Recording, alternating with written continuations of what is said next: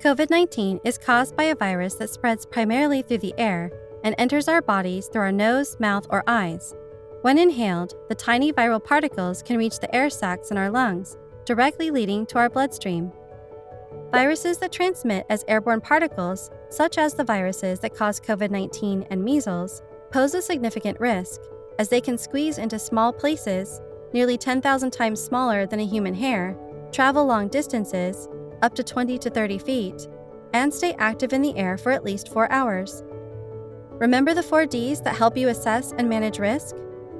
Dilution, in the form of ventilation, helps clean indoor air, and it's an essential part of reducing the risk of the spread of COVID-19 and other airborne infectious diseases.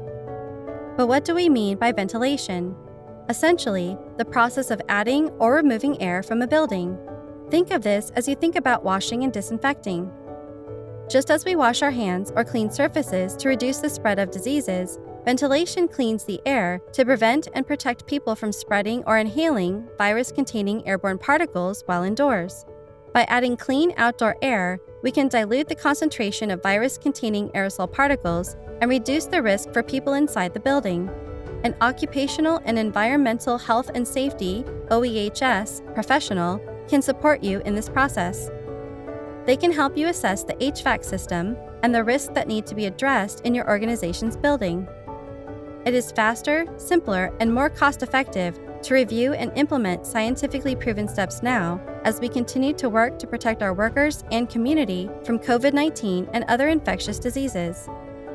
There are specific dilution techniques and technologies that can help reduce the risk of exposure to an airborne virus like COVID-19, and they don't require you to become an expert in ventilation and HVAC systems.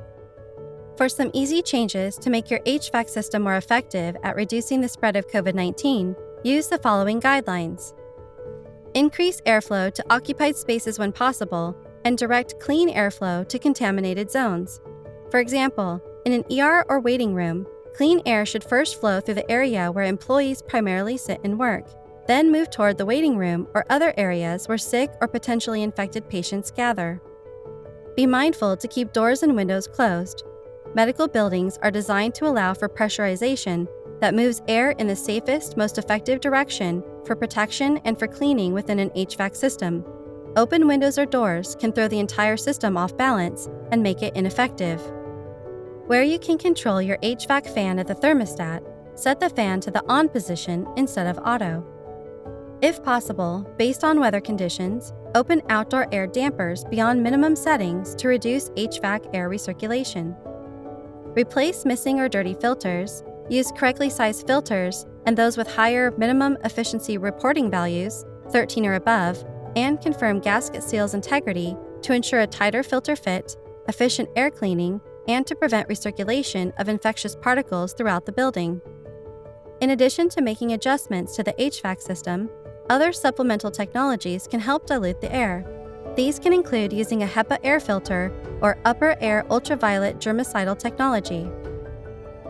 When using different tools to help dilute the air, you want to focus on moving the air away from people to either a HEPA air filter, up toward a ceiling return duct, or the upper air ultraviolet germicidal technology.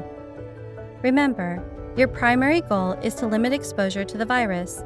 This is the most important thing you can do in reducing its spread.